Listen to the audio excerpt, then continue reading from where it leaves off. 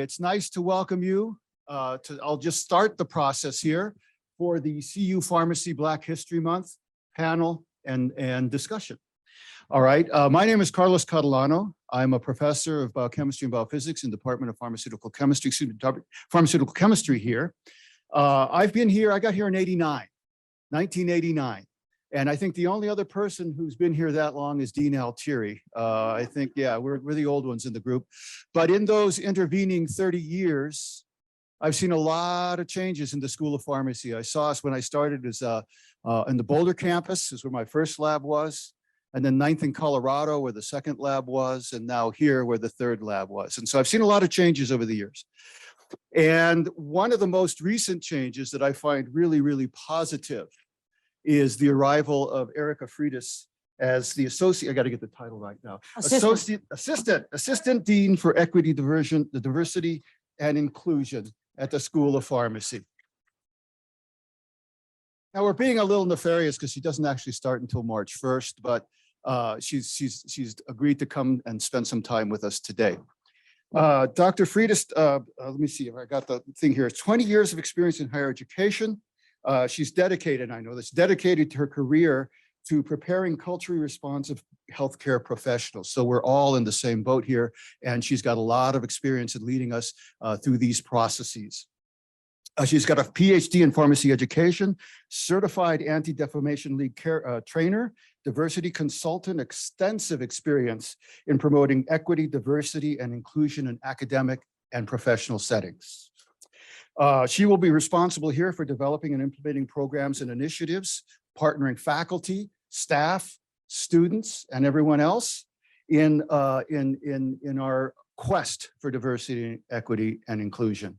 And with that, I'm going to step away and I'm going to turn it over to Erica to run the panel and get us going for hopefully a really, really nice discussion today.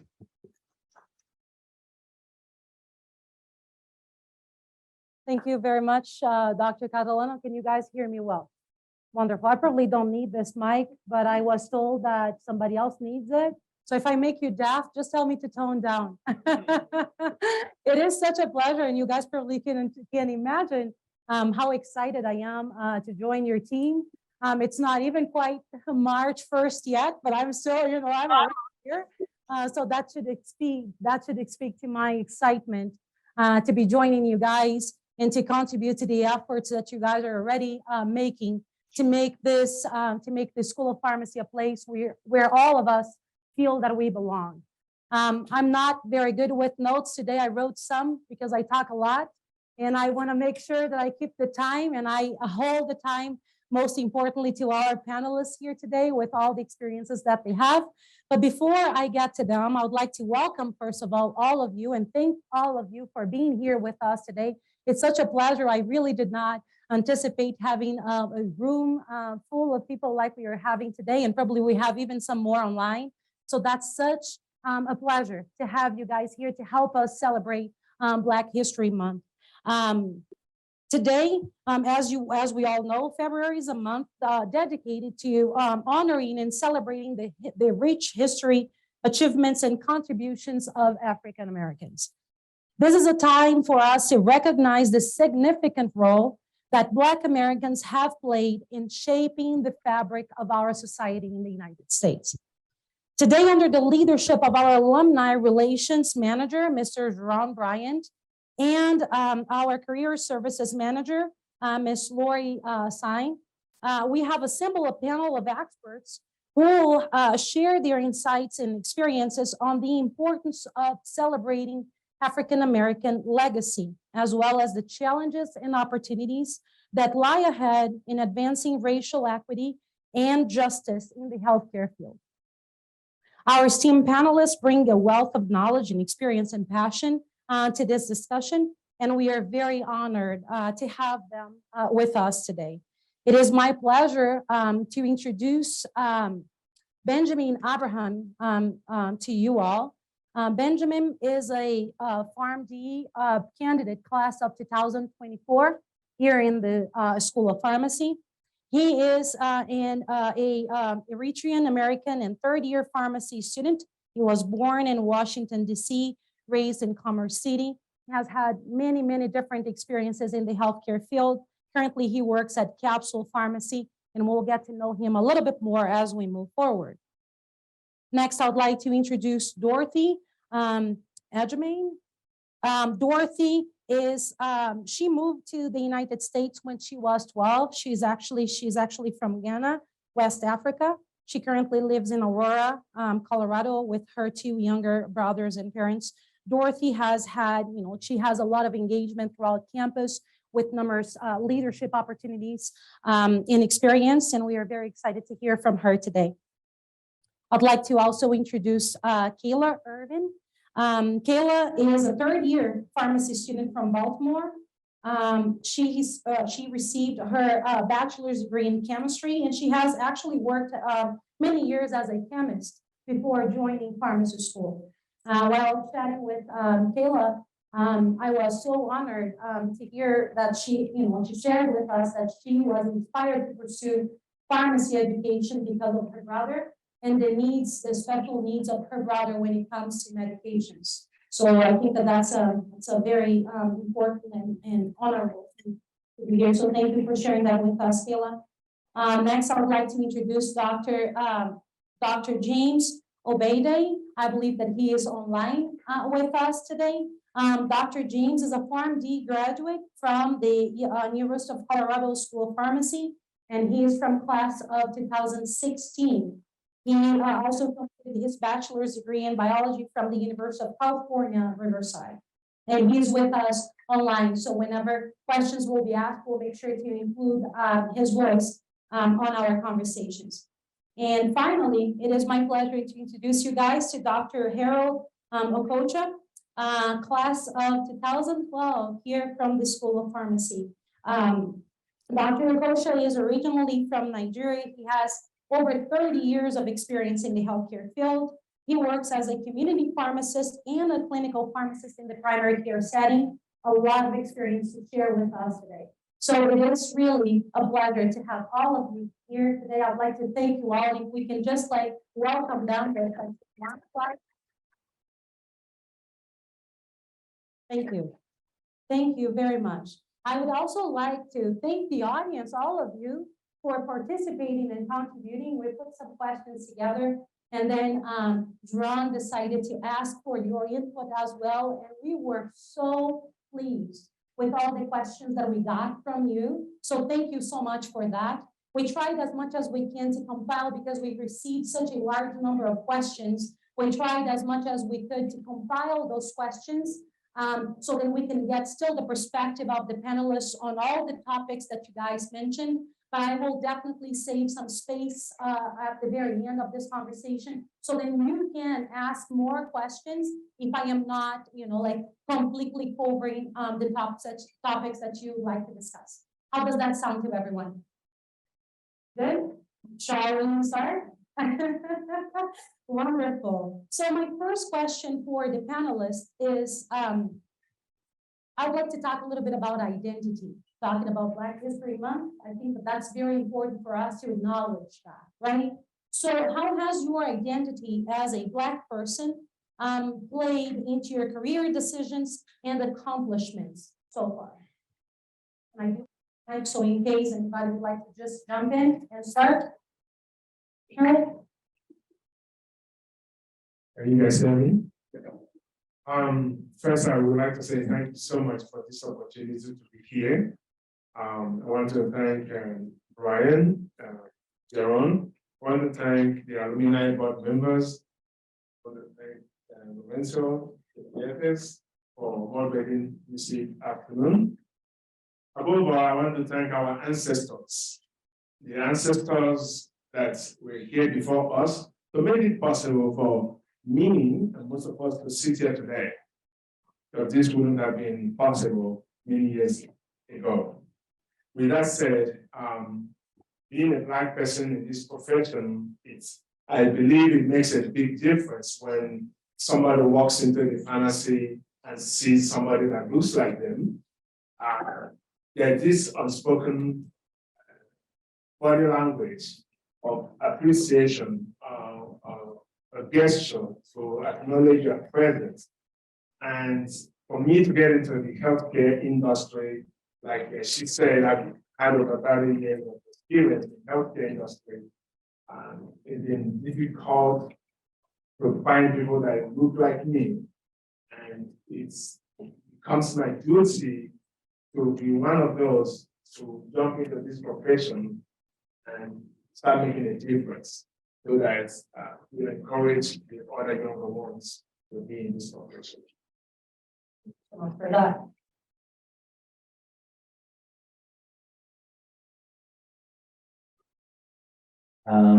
Yeah, so I would definitely have to agree with that. Just having that representation present, in whatever profession, seeing someone who, looks like you is a lot more comforting. At least I know that for me personally. So yeah, I have to agree with that. I was gonna second that, but I think I'll third that. Being a Black person in this field is really important, especially not just clinical setting, but also in the industry setting. It's really important. A lot of us read a lot of clinical trials, and a lot of clinical trials, there isn't a lot of Black people presented in the clinical trial. So being like a clinical developer and choosing what sites you're gonna have your research is really important, because that sense you get to include the Black community in the research, and that's gonna have a really big impact. So that's the reason why being Black in this field is very important. So not only clinical, but also in English. Well, I guess I'm gonna fourth it. Like everyone said, it's definitely more comfortable seeing someone like you. And also where I'm from, I don't see many of me in the career that I want to be in. So it's kind of inspiring. It has kept me going, like, I want to be there, I can do this. And I know that from me doing this, I can inspire other people of color to want to pursue a career in pharmacy as well. So when you say where I'm from, would you please talk a little bit? I'm from Baltimore, Maryland. Okay. So, What you're saying is that you don't see much diversity in there? That's okay. So how does that play into your pharmacy education? it's just made me realize that I know other people want to see someone that looks like me. So why can't I just go ahead and pursue this career for myself? So, and then naturally, as everyone said, it's more comforting seeing someone like you. It kind of takes the pressure off of being afraid to ask questions or seek services that you may need. You guys all see that difference in practice when you deal with a patient of color or a Black patient coming to you? Do you feel, in your experience, do you perceive them as feeling more comfortable, or how does the relationship change for you guys from your perspective?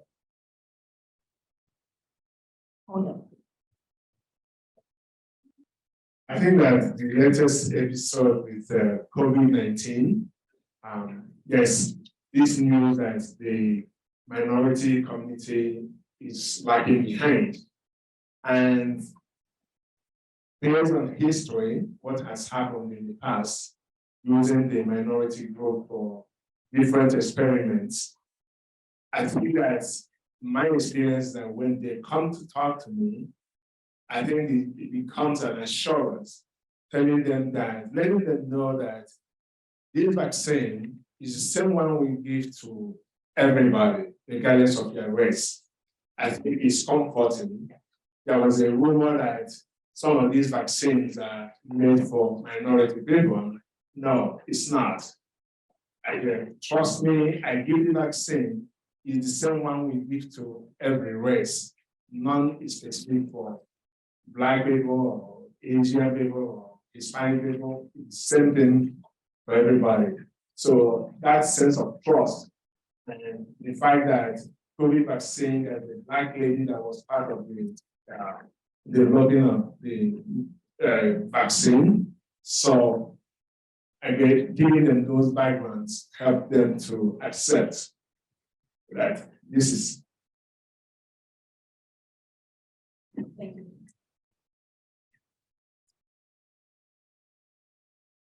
Yeah, I agree with the COVID-19, the amount of patients that would come to me with hesitation, ask me for information. I think they were comfortable with that information coming from someone like me. Just because I had that protect, probably same life experiences that they could trust, the information from me. And then I also found that working in a pharmacy, most Black patients would wake up for me. Like if they came there once and then they're coming back another day, they'd be like, where is that young man who didn't have a few days ago? Because I want to talk to him. So that was always so funny. But I'd always be there and be able to assist them. So yeah. I'm wondering if Dr. Obede will have something to add to our conversation. Have them muted. Oh, okay. Yeah, I can, in regards to the first question, I think that being a, Black person in the pharmacy profession, it's been both rewarding and challenging. And rewarding in the sense that, you see others like you who are, either doing similar things or, either above you or below you. So you kind of can build some type of, little networking, just kind of understand what they went through in their lives and, pull some things from what they've done in the past to kind of, help you in the future. And I think challenging at the same time is that, I think there was like a study, I think in 2021 that, in the life science industry is only about 6% are, identifies, Black or African American. So, still is like a long way to go, but I think that, as long as we all are in it together and kind of just trying to help each other out, I think, hopefully the future is bright as far as just, providing more representation in life industries, such as pharmacy. That's wonderful. Thank you so much for that, Dr. Bede. I will move on to the next question so that we can keep the conversation and the topics flowing. My next question for the panelists is, well, first a little bit of background, obviously. People such as yourselves are driving the change to help pharmacy profession become more diverse, equitable, and inclusive. And I'd like to hear a little bit from the panelists. What is your perspective on opportunities and challenges as you're leading the way, either as a student or as a professional?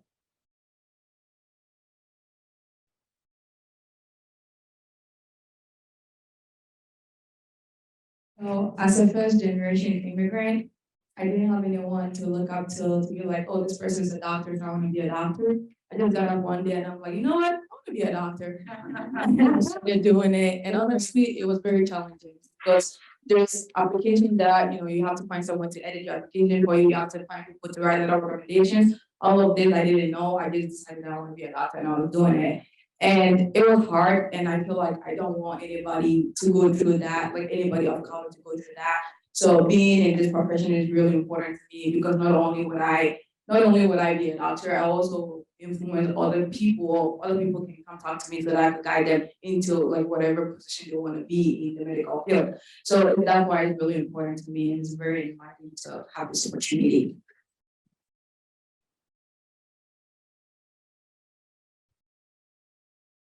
Yeah, so I think one of the largest struggles, I guess, that I would say probably like financial aid, I guess for me, I'm really lucky since I am the youngest of 3 kids. So my parents and everyone have had plenty of experience with that. So applying for that process. However, I do know, especially from undergrad, talking with other individuals, that there wasn't really anything from their own schools or anything like that to kind of go over the details of like how FAFSA works. Some people didn't even know like FAFSA existed.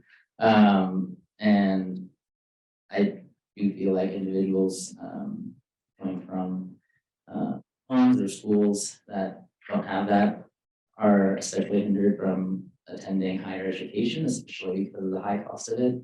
So I definitely think that's something that could be implemented more in schools, especially for people of color who might not have those resources to effectively access FAFSA or become more knowledgeable about it. So, yeah. I guess I'll say my challenges were just, I didn't know any pharmacists, so I didn't know how to go about this whole thing. Google was my best friend. I'm like, how do I get here? What do I need to do?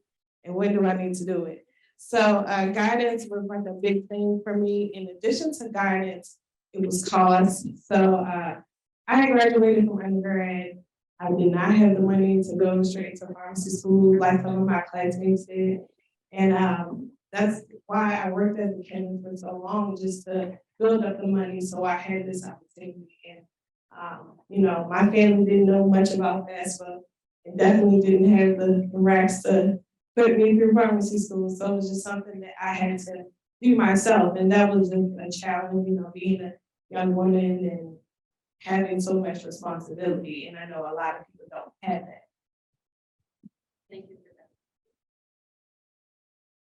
I like what I'm hearing, and it makes me to feel that there's need to be a lot of mentoring in the community, because at this day and age, these challenges that you speak about shouldn't have to be if we're doing what we needed to do. But going back to the question, what are the challenges? As I talk about mentoring, I think one of the things that we talk about in this present day is the issue of tokenism. When you deal with tokenism in the system, where you are the only lone voice, lone person, because the organization wants to look good, and they put that one minority person in position, which is good. You know, we have to start somewhere. But when with tokenism comes equity, diversity, and inclusion, that second, the third one of inclusion should be truly inclusion and not exclusion. So it's not diversity, equity, and exclusion. Let it be truly diversity, equity, and inclusion. And the other part of this is diversity tax. When you feel this burden to be that person, individual, to represent their race, but then with that representation, sometimes we lack the necessary compensation that goes with it. You are good to represent, but not as a paying individual. So sometimes it puts individual on a crossroad. What do I need to do? But then you have to keep focused. What is your purpose? Every one of us here has a purpose. What is your purpose? The purpose is to make sure that there's representation if you're people like you in the community, in the settings, then you have to do what you need to do. Thank you very much. I'm wondering if Dr. Bailey would like to contribute. Yeah, I think I agree with, all the, previous panelists. I think for me, the biggest challenge was just, understanding how I get from point A to point B. I knew that, I wanted to be a pharmacist. I just didn't know exactly, where I wanted to work. Did I want to be in a pharmacy, in a hospital, in the industry, wherever else. So just, I think understanding how to get from point A to point B, talking to the right people, being able to, figure out that pathway was the biggest struggle for me, in school and, once I got out of school. That's wonderful. And what I'm hearing, we're all dealing, like the challenges of getting to where we are today and where you are all at this point. I would like also to complement that question and move it a notch forward to ask you, as a Black person, I would like you to share with the group here today? What is that one trait that comes from your personality as a Black person that helped you achieve what you've achieved in your career and helped you being here today? What is that one trait from your personality as a Black person, from your experience as a Black person that helped you be here today? Uh, Dr. Ray, you're yeah. the guy. I think for me, it would probably be resilience. Starting from, undergrad, taking all the biology courses and pharmacy school, the challenge of it, I think it's prepared me, good through bad, to prepare me to, be able to, once I got out of school, to understand, how to talk with patients, how to understand, complex concepts. I think it's just that resilience to, go through everything, and then also having to weigh in, what, others may think of you, either from, color of your skin or just what they may have preconceived notions of you. So I think for me it would be resilience. Thank you for that. Adding to what he said, I think it's very important for most of us have had this so many times when we have to work twice as hard. That's nothing wrong with that. We have to work twice as hard, if not more than that, because you want to leave no doubt that you are who you are because you know what you're doing. You are not here because of to complete the equation. You are here because you deserve to be here. You know what we're talking about.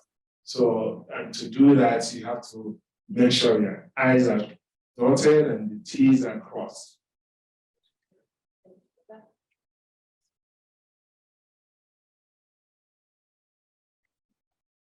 I would say that self-motivated.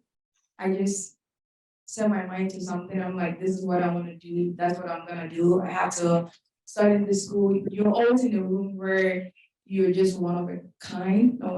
You're like the only Black person in the space. So sometimes it becomes uncomfortable for you to speak up. And with that, I have to tell myself, like, I'm here for a reason, and I'm here to succeed. So I have to motivate myself, and I have to build everything up on myself. So that's basically what kept me going. You are indeed one of a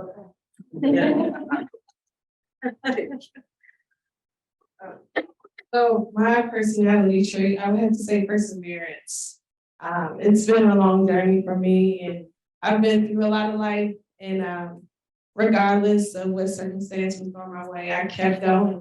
Whether it was I had to work a couple extra hours for more money, or I had to figure something out, or reach out to someone for help, like I just kept going and persevered, and thankful to be here now. Would you mind sharing a little bit with the group what you shared with us at the very beginning when you talked about how things didn't go so smoothly for you to come straight to pharmacy school and what you had to do to be able to be here? Sure. So when I graduated from college, I had a lot of debt, and I'm talking collection debt. I owed the school $18,627.94. So, and because of that, I could not get my diploma. I had to use my unofficial transcripts. And it took me 2 years to pay that off. And I did that by working 2 jobs. I worked as a chemist, and I also had a retail job at the time. And that was how I persevered. I just did it. I said I wanted to be a pharmacist. I knew what I had to do.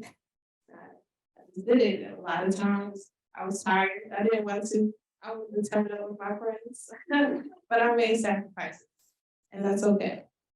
Thank you so much for being so generous. I think that starts to illustrate the point of, like, it's just not, sometimes it's just not that straight pathway to success. Some of us have to take some extra hoops and turns than others. And I appreciate your generosity sharing that information with us. Thank you very much. Benjamin, would you like to share? I would say personality trait of mine is probably patience. I guess it developed over time. I think as a way of counteracting probably like a stereotype seen. I think people who look like me stereotype as like quick to anger and, but, you know, I'm grateful that I have this patience because, you know, as a pharmacist, I know that's very important, especially when communicating with patients, and just trying to assure them that, you know, medication safety and all these other things, but yeah, I'd say that's a personality trait. Thank you all very much for that. Then I would like to continue to move us forward in the conversation. I would like to switch gears a little bit. I'd like to talk about patient care. So my question for the panelists at this point is, what are some of the things that you feel should be in place in the healthcare environment to create an equitable space for addressing all patient needs and from, you know, like patients from all walks of life? So what are some of the things that should be in place in the healthcare environment for us to create that environment for all patients? Sure. I think that myself, I am multilingual and also multicultural. I think that it helps when people walk up to me for counseling or for whatever reason, and I can relate to either their culture or where they're from. Recently, we have had the issue we have with granting clearance and minorities and dosing of medications. Things like that, when you have someone approach you and you can be able to counsel them based on their food. To talk about their food, you have to kind of have an idea of what kind of food that they eat. We are trying to talk to them about what is the right dietary options that they can afford. But if you have no clue about what is jollof rice, you know, or what is tortilla, being able to know that there's a grain-based tortilla, more grains than other ones, how can they read the food level? It's very difficult to address the patient's need. So this is one of the reasons why we have to have more minorities, more people of color in healthcare that can relate, that can understand. It is not to say that the majority do not understand. That's not what I'm saying. But I'm saying that it's probably more accepted for the minority based on where we are today. Thank you for that, Dr.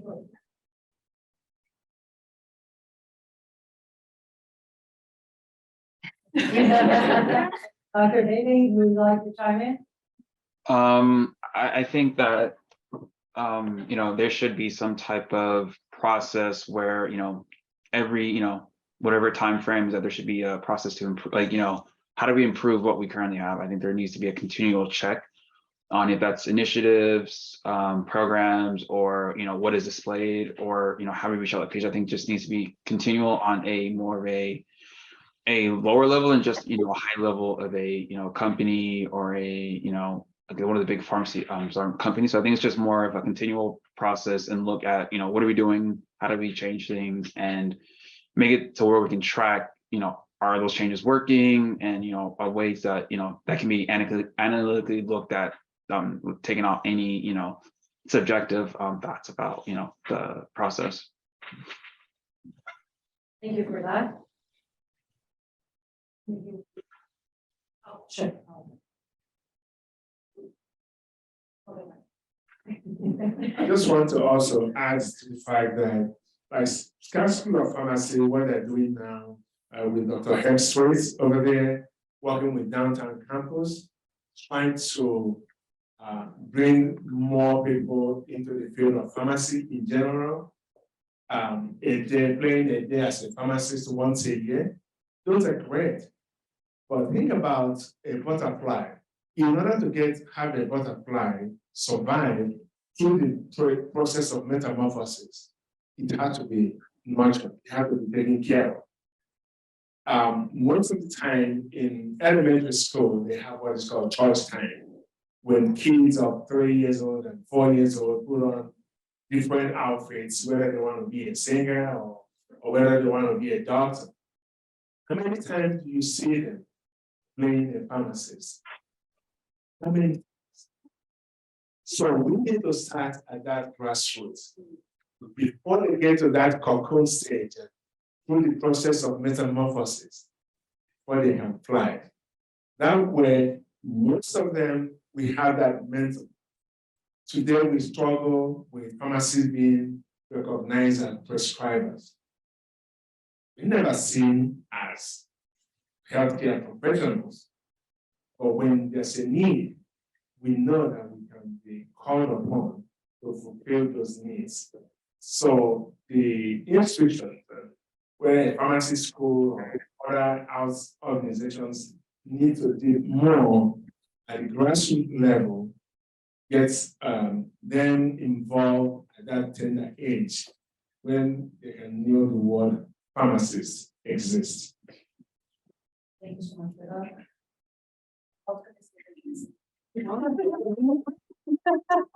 And that was a hard one to follow anyway, right? So I'll give it to you guys. We'll move on. We are at 12:41, so how about I ask one more question to the panelists, and then I'm gonna open up to see if there are any more lingering questions that the team would like to ask. Does that sound good? All right, so let's talk a little bit about allies at this point. Considering your personal background, right? How do you know you can count on someone as an ally? And please, if you could, share how allies have influenced your journey so far. So how do you know you can count on someone as an ally? And if you can share how allies have contributed to your, to have influenced your journey so far. I guess for an ally, I can tell if I have an ally just based off of honesty and transparency. A lot of the times I come to people who have a lot of questions, and I have a lot of questions as well. And I don't mind answering those questions. So if we just have an open space to say, hey, I haven't experienced this, I don't know how a person of color may have, I don't know what their outlook may be. How do I navigate the conversation with them? Like, I think that's a big way. And I think a thing that's important, there isn't an expectation to understand my strength as an African American. I think just recognizing that it exists and that we can talk about it. It's not off limits. Like, we want to be comfortable with you as you want to be comfortable with us. So I just leave it at honesty and transparency.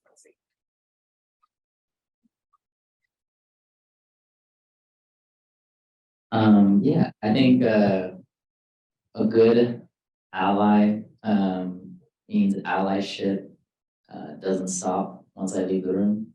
Yes. So yeah, it's like you're just kind of putting on that act because it's like, oh, like this is the right thing to do because they're present. It's like that's not really being an ally. I think continuing to represent that person. Considering my interests, if you're in a room and those interests aren't being or anything like that, maybe speaking up or saying like, okay, like this might affect these individuals, that should be considered. I think that makes a good ally. So I love that.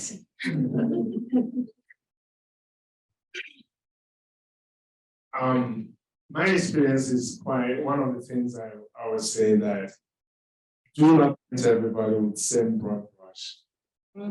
There's somebody there in the organization, at school, wherever you find yourself, that can be an ally that you can count on. My personal experience, and one that comes to mind, is as you just saw that a class of 2012 is not through the non-traditional, it's through a traditional program. I have the opportunity to get to this country much earlier than most of my siblings. As in most foreigners, most of my siblings came through our house. They went through pharmacy school, medical school, and then at a point, I decided, I've been in healthcare for a long time. I'm going to go to pharmacy school or medical school, pharmacy school. Let's go to that's too far. That's too long of a time. I don't have that much time. So I decided to go to pharmacy school. And it takes perseverance. It takes changing of my career, my personality. It took quite a lot. But that ally, the question is, how do you have an ally with you or your company? One person made a difference for me to stand by me saying, if you want to go to pharmacy school in the company that I used to work for, he was a CFO and the chief financial officer and vice president of the company. He said, you can go to pharmacy school, that's what they're doing. And I kept my job through pharmacy school, go to work, come to school, and it wasn't an easy process, but it gives me the opportunity to say to young ones who are like, tired days, been out of school, I can't do this. Yes, you can. Yes, you can. Prior to coming to pharmacy school, I had my MBA 25 years prior to that. That's a long time to be out of school. And to go back to school and the teacher is telling you what, are you telling me what to do? So again, getting to the point, I have that one ally who stood by me through pharmacy school, coming to school, and working at the same time. I can't thank that individual enough for giving me that opportunity. So there is an ally in every situation. Just need to find it. Just need to find that person. You had an ally in action. Wonderful. Yeah, for me, ally is someone who can help open doors for you.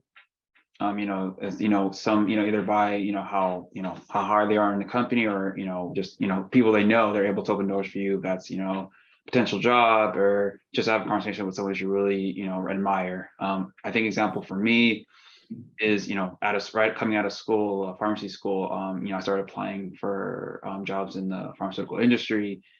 And I applied to this one specific job, and one of the employees there knew Dr. Borgel. And so, she was able to put in a good word for me, and that, that gave me that step ahead I needed to, successfully get the job. It's just, people who just, know others through, through work or just through personal relationships, they can help open doors that you normally wouldn't be able to get through, just because of, relations.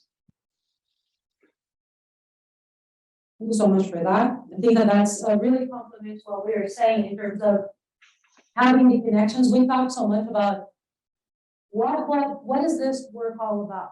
This work is all about we getting to know each other, right? We becoming family to each other, but in the true sense of the word, knowing each other, not like that, hi, how are you, and pass by, but truly understanding where that person is coming from. I think that's what we are hearing over and over, just in different terms here. The most important thing for us is to truly know each other. And with that, I'd like to open up to the audience and see what are the other lingering questions we might have that we didn't have a chance yet to address with this wonderful panelists here today. Yes.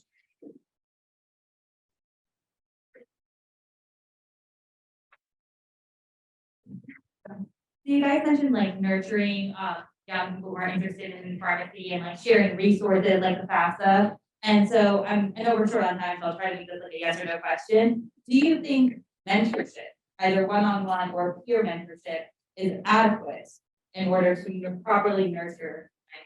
Yes. Yeah. Definitely.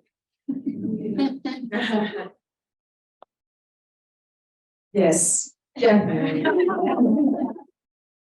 think it's very important because a lot of people think about including Black people at the top, and nobody thinks about what about the bottom? If you don't start from the bottom, how are we gonna get to the top? You have to, implement like strength into young adults in order for them to see themselves out there. And mentorship is the great way to start. So yes, definitely. And I would like to be excused. I have my rotation, sorry. Thank you very much, Dorothy. Anybody that would like to still address that question? No, looks like she was eloquent enough, like Dr. Kocha. Yeah, I think that mentorship is all it's all about. Mentoring, making sure that people are aware of this profession, or any healthcare. I do believe that people should get into the profession they enjoy. A couple of years from the time they make that decision.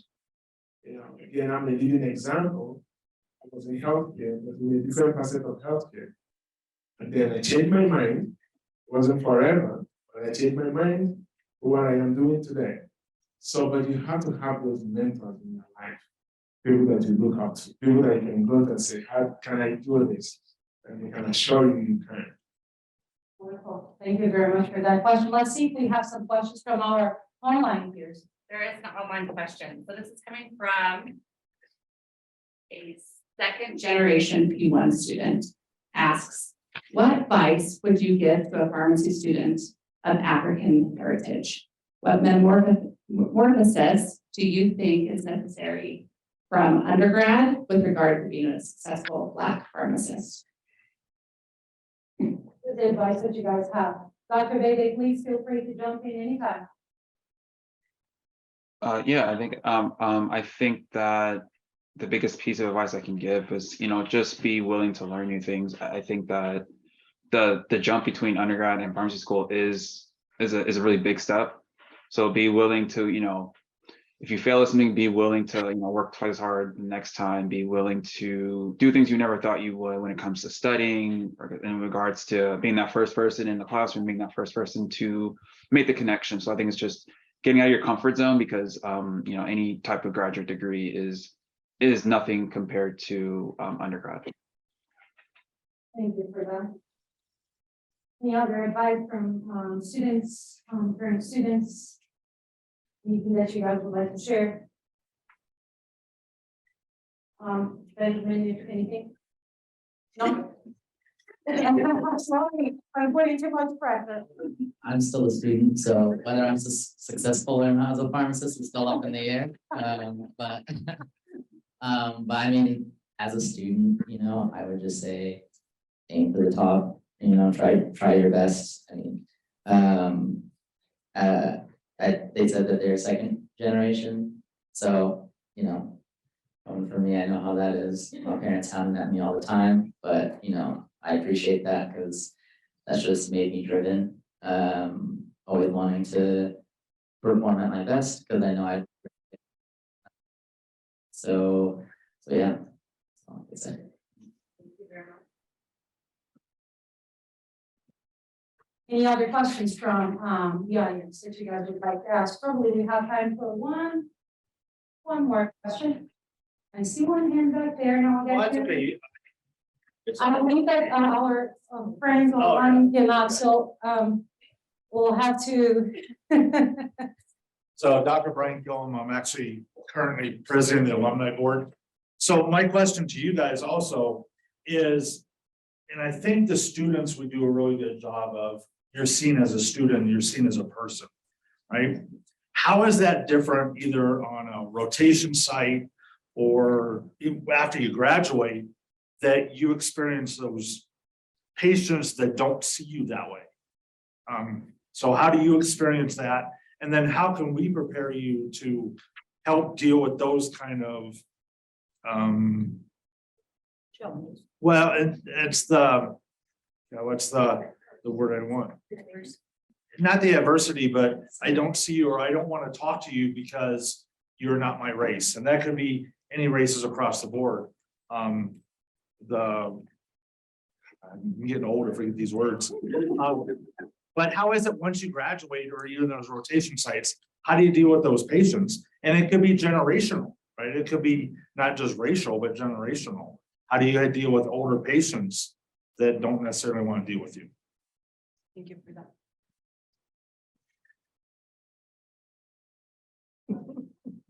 How I deal with it is just be patient, and learning to not take things personal.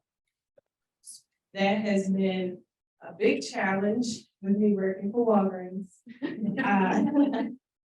Interesting customers come in, especially ones that were older. And I've had a person come and I'm a pharmacy intern. I'm explaining I have the right to counsel you. And they didn't want to listen to me because I was Black. That was the reality of it. And then there was another intern that was in, that was white, and they took the same advice from them. And I was just like, wow, like, but I just took it as it's not something to take personal. It's something that does happen, but you just have to keep going. And everybody is not like that, you know. So I guess another thing, I guess I'll say tough skin, dedication to what you want to do, dedication to your craft, and then just separating it as being just that moment and just not the outlook of how your career will be. Very good. I think that's for me, primary thing for me is patient care. I am here today for patient care. You may see me differently here today for patient care. And when that's repeated in my case, you know, because it's bound to happen. They don't want to talk to you. But if you remember also who you are, it makes a big difference. You have to have that confidence in yourself. That's why we have to work more than twice as hard. And it's actually the individual's loss. Because whether you allow me to talk to you or not, I know what I know. You're the one that needs to know something. Yes, I have instances with my white coat on, the one would rather talk to the technician. The law doesn't allow that. The tech keep pointing, you need to talk to the pharmacist. Where I go without counseling. It's a choice you have to make. But you never allow that to take over you. You have to remember, the primary thing you're here for is the patient. All patients are the same. Regardless of their color, nationality, and race. You're here to do your job. Do no harm. That's one of part of our oaths, correct? So we have to remember that. Regardless of the treatment you receive or how you are perceived, keep that in the forefront.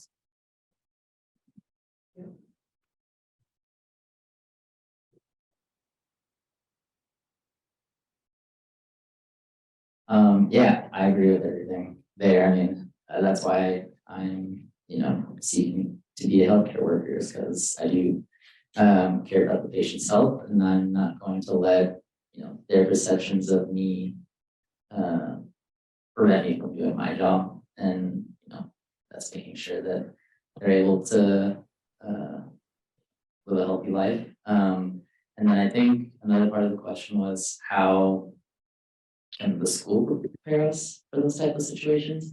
And I don't think the school really needs to prepare us for those situations, just because as Black people, we're kind of been experiencing that for, a majority of our lives. Like, I think we have kind of a good idea of how to approach those situations, just because we have to live in a society where that's a possibility. So, but yeah.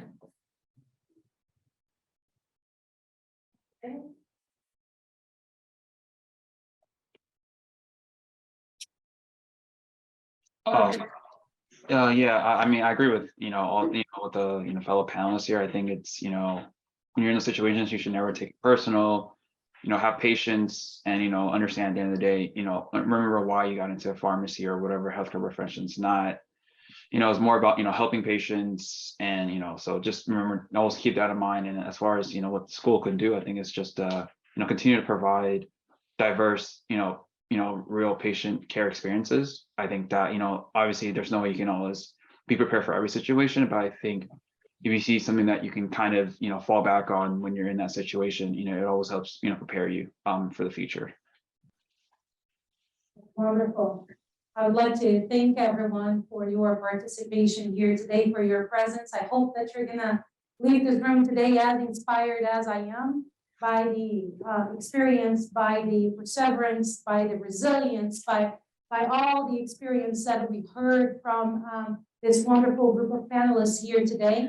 And I hope that it doesn't stay here, this information that you are learning and hearing. I'm hoping that you're gonna take this with you and you will do something with it to transform somebody's life in a certain way. It just takes one person for that. And I think today you guys have many, many wonderful examples on how to do so. It's a time for us to celebrate Black culture. It's a time for us to celebrate all the contributions of African Americans and Black folks to our culture. And this is a wonderful way for you guys to contribute yourselves with everything that you're learning today. I'd like to thank once again the panelists for being here with us today, John and Lori for organizing this amazing event and allowing us to gather together to celebrate, and the presence of all of you, including leadership from the school. It's such a pleasure to see all of you here, staff, students, and all of that. I can't wait for March 1st, as you can tell, and I will see you guys very soon. Thank you and have a nice day.